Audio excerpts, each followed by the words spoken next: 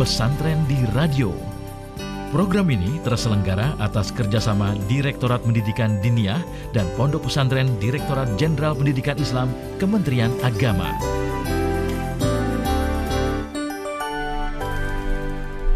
Kementerian Pesantren saat ini menjadi salah satu program prioritas dari Kementerian Agama Republik Indonesia. Kementerian Agama memberikan atensi kepada pesantren, yaitu dalam program melalui pemberian bantuan, inkubasi, pelatihan bisnis, pelatihan manajemen keuangan, pelatihan manajemen pemasaran, pelatihan sumber daya manusia, dan lainnya pendengar. Kami akan ajak Anda untuk menyimak program khusus selama Ramadan, kerjasama antara Radio El Sinta dengan Kementerian Agama Republik Indonesia Pesantren di Radio. Dan kami juga live ya di YouTube pendengar dengan tema kali ini Best Practice Kementerian Pesantren. Dengan narasumber kami sudah tersambung. Kami juga ajak Anda ke YouTube El Sinta biar bisa berkenal langsung dengan narasumber kami. Pengurus Pondok Pesantren Al-Imdad Bantul Daerah Istimewa Yogyakarta, Haji Habib Abdus Syukur. Assalamualaikum Pak Kiai. Waalaikumsalam warahmatullahi wabarakatuh. Kabar baik Pak Kiai ya? Alhamdulillah baik, alhamdulillah. Iya, saya penasaran dengan Pondok Pesantren Al-Imdad di Bantul, Yogyakarta. Boleh ceritakan ke kami Pak Kiai apa yang dilakukan sehingga bisa mengembangkan kemandirian pesantren? Baik, sebenarnya kemandirian pesantren di Pondok Pesantren Al-Imdad itu satu hal yang sangat biasa, sangat sederhana. Karena apa ya, hanya apa yang dibutuhkan oleh pesantren, apa yang dibutuhkan oleh santri, itu bagaimana bisa terpenuhi semuanya oleh pesantren. Sehingga kami kemudian mencoba mulai dari awal, umpamanya bagaimana menyiapkan jajanan santri. Nggak usah santri, nggak usah jajan ke mana-mana, disiapkan oleh pondok. Kemudian makan santri harian itu juga disiapkan oleh pondok. Artinya semua bagaimana kalau bisa kita siapkan langsung. Minum umpamanya minuman itu galon air isi ulang itu kita siapkan aja air isi ulang. Tapi menyiapkannya tidak di dalam pondok, tapi menyiapkan ada di pinggir jalan, nanti santri ngambil dari situ, tapi juga bisa diambil oleh masyarakat. Artinya masyarakat bisa membeli air isi ulang dari situ. Kemudian akhirnya kita semakin kembangkan. Alhamdulillah pada hari ini sudah ada beberapa usaha yang lumayan agak besar modalnya.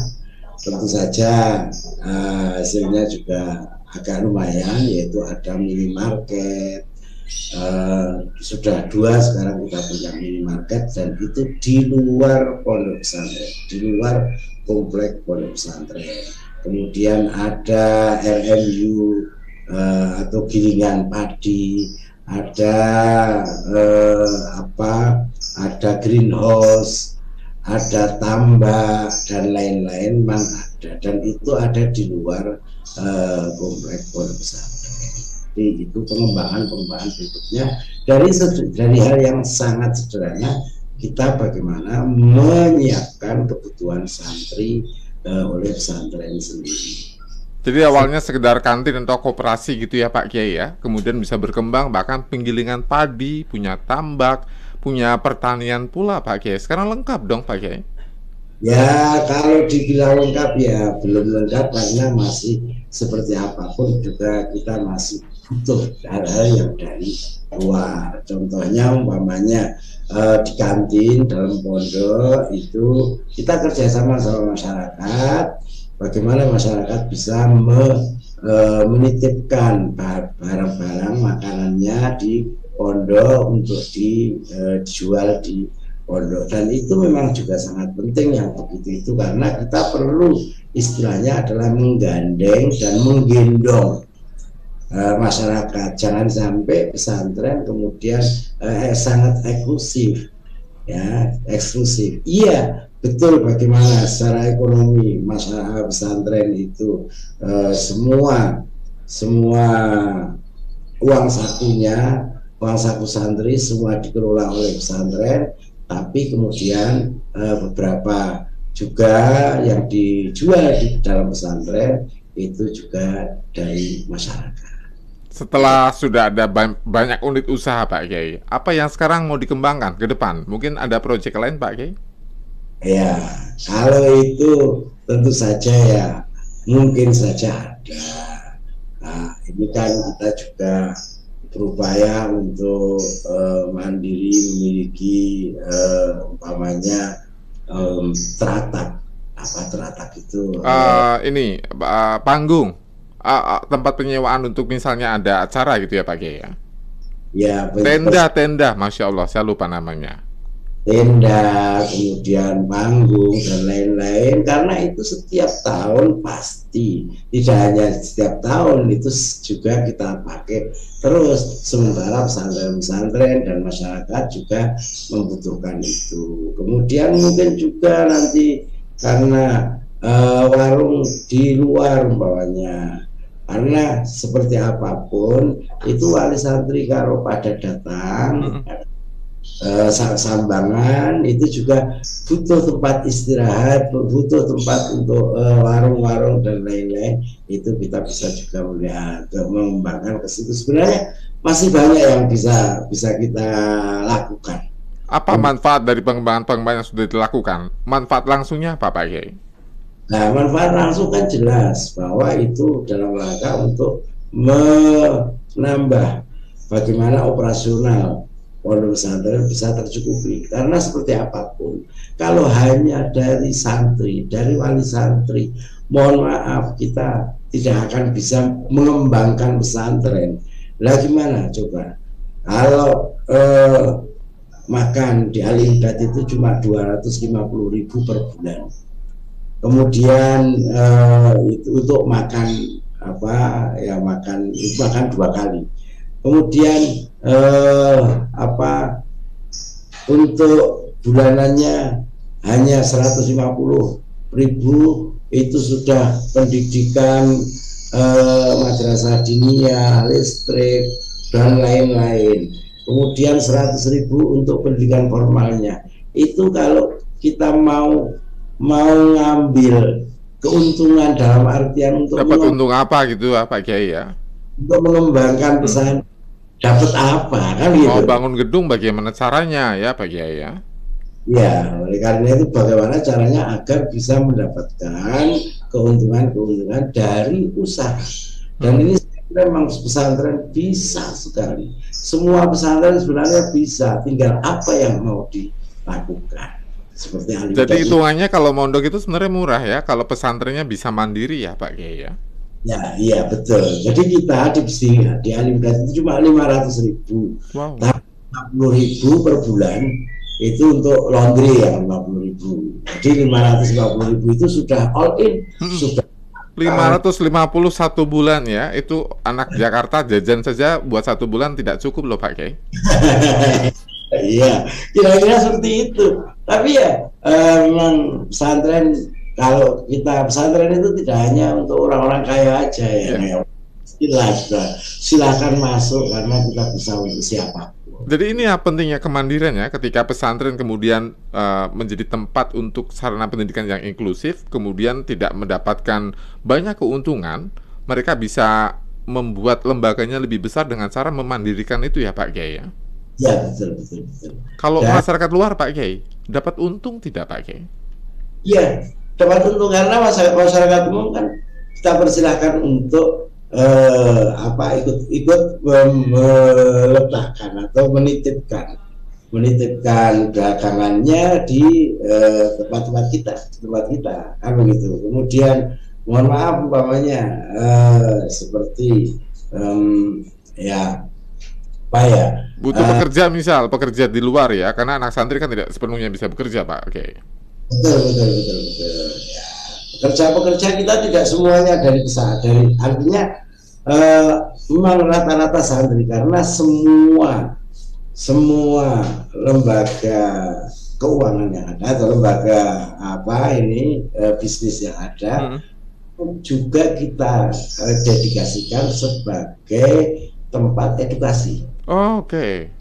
Artinya semua yang ngurusi santri, umpamanya kita punya minimarket, kepala tokonya santri, nanti pekerjanya juga santri, tapi terutama santri yang sudah selesai. Ya, santri senior gitu ya Pak Kiai ya. Jadi begitu. Ya, jadi artinya mereka juga sudah mendapatkan ilmu dunia selama di pondok pesantren dong Pak Kiai, dengan adanya unit usaha ini. Mereka tidak hanya belajar agama, fikih, tauhid dan yang lainnya, tapi mereka juga belajar ilmu bisnis ya Pak Kiai ya. Ya betul. Jadi itu seperti, tapi itu ya tidak semua lah, karena kan tempat bisnis kita kan tidak bisa untuk semuanya. Ya. Kalau santri ada 1.000, kemudian semua masuk ke minimarket kan ya.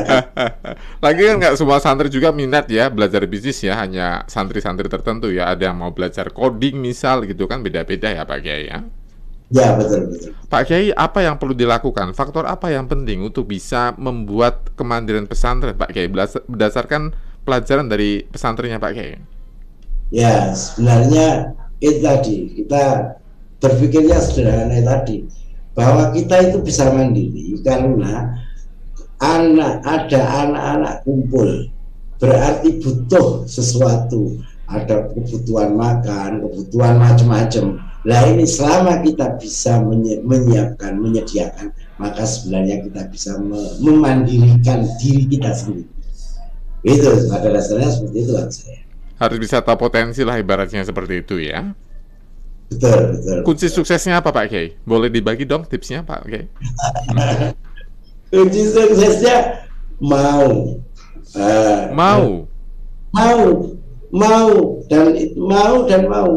bekerja, mau melakukan apa saja yang dia bisa bermanfaat, mau, yang penting. Nggak butuh modal besar Pak Kiai? Tidak butuh modal besar. Sebab apa? Kalau kita itu sudah jalan, itu kepercayaan masyarakat tinggi. Mohon maaf, kita bank-bank pada datang ke sini minta untuk tempat saya juga dilarisi kan begitu. Oh iya betul, promosi lah ibaratnya gitu ya. Tidak perlu mikir modal besar kan begitu. Artinya bank siap memodali dan lain. Artinya kalau sudah bisa dipercaya kan begitu, paling tidak seperti itu. Kalau dapat kepercayaan pasti dimudahkan ya prosesnya Pak Kiai. Iya betul. Iya, jadi kalau melihat ukuran kemandiriannya apa Pak Kiai? Kalau berdasarkan pelajarannya Pak Kiai, apa ukuran mandiri Pak Kiai? Ukuran mandiri itu kalau menurut saya sebenarnya pesantren itu tidak terlalu membutuhkan bantuan dari lembaga tertentu, dalam tanda kutip ya, bantuan ini dia bisa membiayai operasionalnya sendiri dan mengembangkan sendiri. Itu kemandirian. Nah hari ini umpamanya pemerintah itu ada program inkubasi pesantren. Bagaimana sebenarnya setelah dikasih inkubasi ini kemudian tidak butuh bantuan, kalau perlu malah membantu yang lain gitu ya. Pertama membantu pengalaman, membantu tip-tip untuk menjadi sukses, tambal bisnis dan lain-lain. Saya kira begitu. Kalau Al-Imdad sudah sampai ke arah mana tuh? Apakah hanya sekedar mandiri atau juga memandirikan yang lain ini? Kalau Al-Imdad ini hanya berbagi aja kepada yang lain. Sudah mulai bantu dong, artinya yang lain bisa mandiri juga Pak Kiai. Ya, betul. Waduh luar biasa. Ini ada sebuah WA, kami sapa Pak Sony di Bandung, mengirimkan pesan seperti ini untuk Pak Kiai. Saya senang sekali dengar pesantrennya Pak Kiai sangat maju dan mengadakan program usaha untuk mencukupi kebutuhan para santri. Nanti para santri kalau sudah bekerja, punya usaha, insya Allah akan mengedepankan ajaran agamanya, seperti lagi nunggu warung selalu membaca Al-Quran. Lanjutkan itu Pak Kiai, saatnya para santri untuk bisa melaksanakan dan juga menerapkan usaha syariah. Ini konteksnya bahkan keekonomian secara luas ya, ketika mereka sudah turun ke masyarakat. Hasilnya kayak gimana Pak Kiai, santri-santrinya setelah turun? Ya, baik. Jadi santri-santri kita itu ya secara teknis kita kasih kemampuan atau skill-skill tertentu dalam berbisnis. Tak tentu saja tidak akan terlepas dari urusan-urusan yang hubungannya dengan syariah. Karena secara teoritis jelas mereka di pesantren diajari aturan-aturan fikih, aturan-aturan syariah, terutama di situ juga ada hubungannya dengan bisnis syariah. Hari ini memang kami tidak ada hubungannya dengan keuangan syariah, dalam artian kita belum memiliki umpamanya Baitul Mal wa Tamwil. Jadi BMT belum punya. Ya, BMT belum punya. Tapi BMT kan biasanya menjadi wadah keuangan syariah yang bukan hanya untuk pondok pesantren, tapi masyarakat sekitar juga akan terbantu kan Pak Kiai? Nggak ada kepikiran ke sana Pak Kiai? Ya betul, tapi karena satu ya kita terus terang sudah terlalu banyak yang usaha SDM-nya itu ya susah ya Pak Kiai ya. Kita cuma ngambil dari lulusan begitu kan ya. Aduh, mana lulusan nggak sepenuhnya pengen kerja langsung ya, ada mau kuliah lagi gitu kan Pak Kiai ya. Ya betul. Jadi kurangnya apa nih yang perlu dibantu, yang perlu disupport oleh Kementerian Agama atau mungkin lembaga dan juga kementerian serta swasta? Kalau mau bantu, apa yang bisa dibantu Pak Kiai? Ya, kalau saya kira mengembangkan unit-unit usaha yang sudah ada, atau juga kita punya keinginan memiliki ada satu lagi ya. Ini alhamdulillah kita juga sudah kerjasama ini dengan pesantren-pesantren yang lain, yaitu kita beli bis untuk punya travel gitu Pak Kiai. Iya, jadi itu untuk disewakan. Jadi penyewaan bis. Ini kita kerjasama dengan pesantren. Misalnya jamaah ya mau ziarah kubur gitu, biasanya ziarah wali gitu ya Pak Kiai ya. Betul. Jadi ini kita juga sudah punya itu juga. Nah, banyak hal. Kalau di rumah itu juga ada beberapa mobil yang direntalkan. Kemudian ada lagi tadi di rumah juga ada ternak burung dan lain pokoknya. Ini memang terlalu banyak sudah. Banyak banget ya Pak Kiai. Nggak pusing Pak Kiai ngurusi banyak macam ini, selain hanya ngurusin bisnis, tapi kan pekerjaan utamanya adalah mendidik anak-anak di pondok pesantren Pak Kiai. Nggak pusing bagi waktu Pak Kiai. Saya tidak usah berpikir sampai gitu loh. Udah jalan aja ini. Ayo istilah saya cuma jadi provokator aja lah. Gitu.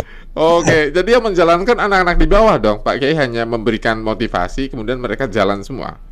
Ya betul, saya hanya ini silakan buat ini, ayo saya temani sebentar, nanti silakan jalan. Nanti laporan harus baik dan lain-lain, karena kita juga sudah menggunakan aplikasi juga, semua sudah menggunakan aplikasi. Jadi mohon maaf ini. Aplikasi itu aplikasi untuk keuangan, aplikasi untuk pendidikan dan lain-lain. Gitu. Nah, aplikasi keuangan santri memiliki uang saku. Uang saku santri ini bisa dilihat oleh orang tua. Wah, anak saya masih. Jadi ketahuan kapan habisnya gitu Pak Kiai? Gimana? Kapan habisnya uang sakunya gitu? Ya, umpamanya uang saku santri 300.000 orang tua ngasih uang saku. Nah, anaknya itu belanja berapa? Itu bisa diketahui jam berapa belanjanya. Karena semuanya pakai aplikasi, nggak ada uang tunai gitu. Dan nanti pakai tap. Jadi cashless ya. Ada uang cash. Nah, dan semuanya bisa diketahui, termasuk proses pembelajaran. Anak ini sekarang sudah hafal apa? Jadi kita sudah pakai aplikasi semua. Waduh, ini maju banget Pak Kiai. Jadi orang tua di rumah bisa ngontrol ya, baik bagaimana prestasi belajarnya, termasuk kondisi keuangan. Takutnya biasanya santri itu kalau tanggal 20 itu sudah mulai kesusahan gitu, karena uangnya habis biasanya. Itu orang tua tahu, ini anak saya masih sekian. Bahkan bisa minta dibatasi Pak, anak saya minta dibatasi satu hari belanjanya 10.000 aja atau 15.000. Bisa diatur. Misalnya orang tua hanya mampu ngasih 200.000 misal, bisa diatur ya 200.000 sebulan. Iya, bisa seperti itu, bisa diatur. Rata-rata berapa Pak Kiai kalau seorang anak menghabiskan selain untuk uang kegiatan belajar dan juga penghabisan untuk personal ya, pengeluaran untuk personal, misal untuk jajan dan sebagainya. Total berapa kira-kira Pak Kiai? Kalau uang sakunya rata-rata 300. 300, kemudian tadi iurannya total 550 ya. Ada yang 200, ada yang 150, tergantung. Tapi ini tadi 300 itu kan per hari jadi 10.000. Mereka belanja maksimal satu hari 10.000. Kalau 10.000 di Jakarta nggak dapat apa-apa, kalau di Jogja mah bisa makan banyak ya Pak. Pakai geprek aja udah bisa. jadi santrinya banyak orang Jakarta dong Pak Kiai. Notabene kalau uang 1 juta di Jakarta kecil banget tuh Pak Kiai. Iya. Kalau kita masih besar karena sebenarnya nggak nyampe 1 juta, sudah uang saku, udah macam-macam. Itu kan paling 750 sampai 800.000. Ini orang tua yang sedang dengerin kami di Jakarta ya, mungkin langsung nyari kontaknya Pak Kiai itu untuk memondokkan anak-anaknya ya Pak Kiai. Ya, bisa aja. Jadi dari itu tadi saya katakan, orang tua bisa mengecek langsung anak saya masuk sekolah apa tidak, ngaji tidak, sampai apa ngajinya, sakit atau tidak, uang sakunya masih berapa, itu langsung hari itu juga, detik itu juga bisa diketahui. Termasuk hasil belajarnya itu harian ya, misalnya hari ini sudah selesai untuk kitab ini misal, itu ada laporannya Pak Kiai. Betul. Jadi banyak Qur'annya ini sudah sampai apa, oh ini bahkan sampai surat Ad-Duha, sampai surat Al-Lail bisa diketahui. Slogan kitabnya pakai apa, sampai apa, itu sudah diketahui semua. Kita juga ada muhafadzah, artinya hafalan bait-bait, nazam-nazam. Banyak Aqidatul Awam itu sudah bait keberapa, banyak Imriti sudah bait keberapa, Alfiyah sudah bait 250 apa 500, itu sudah bisa diketahui langsung hari ini. Jadi kalau mau dicatat ya, pondok pesantren namanya Al-Imdad di Bantul, daerah Semarang, Yogyakarta. Pasti benar di sini langsung cari tuh, browsing tuh ya di internet. Kalau ngomongin soal sinergitas Pak Kiai, apa yang kita lihat dari sinergitas antara program dari Kementerian Agama soal Kementerian Pesantren dengan Kemandirian Pesantren itu sendiri? Sinerginya sudah sejauh mana? Ya, saya kira bagus sekali ya. Jadi apa yang sudah dilakukan oleh Kementerian Agama untuk bantuan inkubasi. Cuma ada beberapa hal yang memang kemudian saya mengusulkan kepada Kementerian Agama agar ketika memberi bantuan kepada pesantren itu ada semacam pendampingan untuk pelaksanaan bisnisnya, karena atau untuk bagaimana menggunakan dana bantuannya itu ada pendampingan. Sebab kalau tidak ada pendampingan, banyak pesantren yang belum pengalaman sudah dikasih bantuan uang besar gitu ya, 250 juta gitu Pak Kiai ya. Jadi kan malah jadi kacau gitu. Alhamdulillah kita itu memang awalnya di samping kita sendiri sudah jalan usahanya ya. Kita juga ada beberapa pendampingan seperti ya sebenarnya bantuan dari BI umpamanya. Ini memberi pendampingan bantu 35 juta ya kan, untuk mendirikan minimarket, tapi pendampingannya dengan cara bagaimana diajari bagaimana sebenarnya mendirikan minimarket, kemudian manajemen bisnisnya bagaimana, sistem laporan keuangannya apa gitu ya Pak Kiai ya. Dikasih sekalian aplikasinya, komputer aplikasinya. Nah ini kemudian bagaimana tidak hanya di situ, tapi didampingi sampai 3 tahun kemudian. Oke. Jadi program itu harus berkelanjutan ya Pak Kiai ya. Dan kalau dengan cara seperti itu, insya Allah nanti apa yang dilakukan oleh pesantren, bantuan pesantren ini bisa dicakir lah, bisa berjalan dengan baik. Harapan saya seperti itu. Lah selama ini kadang bantuan hanya diberikan gitu aja. Gelondongan depan udah itu selesai. Ya, ini ternyata dilihat tahun depan juga sudah habis juga akhirnya bantuannya kan gitu. Uangnya nguap ya Pak Kiai ya.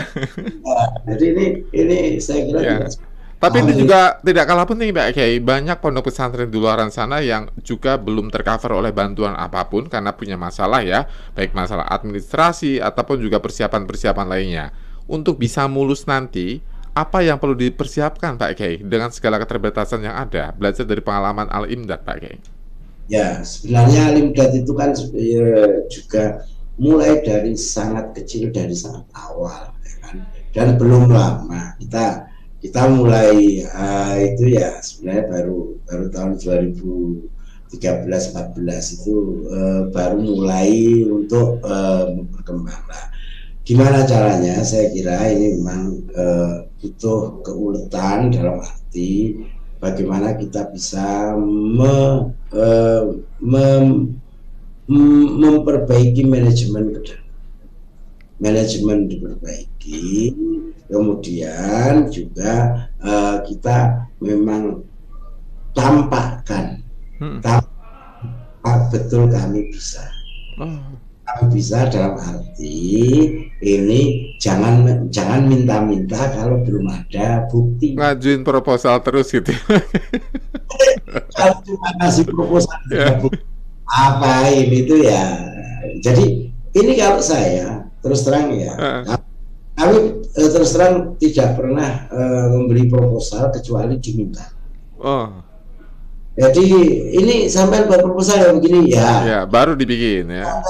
Nah ini loh masalahnya. Jadi kita sudah melakukan hal tertentu, kemudian pemerintah tahu, buat proposal yang itu kita selesai. Gayung bersambut ya, dan akhirnya jalan ya. Jadi yang lain yang selama ini ponpesnya masih manajemennya kekeluargaan, dibikin profesional dulu gitu Pak Kiai ya, itu penting ya. Walaupun kekeluargaan silahkan, tapi ada manajemen profesional khususnya di bidang usaha. Jangan sampai kemudian terus udahlah pokoknya keluargaan gitu ya. Oh nggak bisa kalau bisnis ya, bisnis juga profesional ya Pak Kiai ya. Makanya kita bisa pakai aplikasi tadi, jadi semua sudah bisa melihat sekarang. Luar biasa. Dan jadi manfaat ya, itu yang tidak kalah penting, itu sangat penting bahkan. Jadi manfaat untuk bersama, bukan hanya untuk pendidikan, tapi juga untuk bisa kemaslahatan umat juga. Aduh luar biasa Pak Kiai. Al-Imdad yang ada di Bantul, saya membayangkan daerahnya pasti seger di kampung, banyak suara burung. Buktinya suara Pak Kiai ada belakang suara burung yang ramai sekali. Butuh kami main ke Bantul lain waktu Pak Kiai ya. Ya memang kita ini ada di gunung, kita ada di gunung dan kita itu dulu membabat hutan dan membabat gunung. Ini kayak orang Jawa banget zaman dahulu ya, babat alas untuk membuat peradaban baru. Waduh luar biasa. Pak Kiai terima kasih atas waktunya. Salam kami dari Jakarta untuk Bantul, daerah Sema Yogyakarta dan seluruh santrinya Pak Kiai ya. Ya, terima kasih sekali. Terima kasih untuk Pak Kiai Abdus Syakur atas waktunya. Kita jumpa lain waktu Pak Kiai ya. Assalamualaikum. Waalaikumsalam warahmatullahi wabarakatuh. Sampai di sini program pesantren di radio kerjasama Radio Al Sinta dengan Kementerian Agama Republik Indonesia. Saya Asrofi, sampai jumpa di pesantren di radio selanjutnya.